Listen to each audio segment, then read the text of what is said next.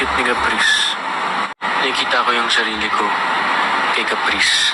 Will Ashley, gustong-gusto nga bang maging big winner si Caprice Cayetano? Sagsalita na ng kanyang Big Four, ating pag-uusapan dahil dinescribe niya si Caprice in person.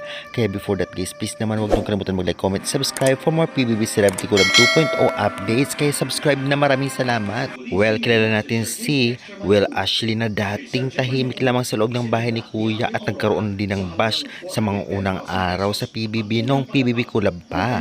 At ngayon ay nakikita niya ang kanyang sarili dito kay Caprice Cayetano na talagang tahimik lang ngunit palaban lalo ng pagdating sa task na talagang pang Big Four material.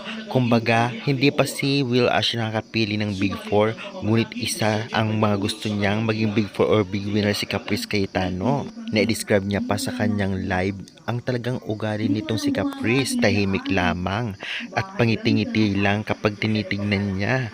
Halatang hindi pala i-make, ngunit kung kakausapin ay talagang laging andyan at hindi isnab. Well, tamang-tama si Ashley, lalong-lalo pa isa si Caprice ngayon sa gusto ng taong bayan kagaya niya dati. At naka-work niya na daw itong si Caprice ilang beses na at talaga namang napakagalang, palaging nakangiti at talagang gustong-gusto niya ang aura.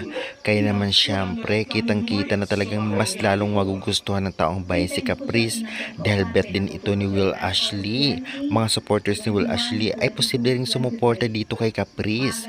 Kaya guys, sa tingin ninyo, para sa inyo, pang big winner talaga ba o pang big four itong si Caprice Cayetano dahil sobrang sikat niya ngayon kahit hindi pa totally nakikilala ang lahat ng housemate ngayon?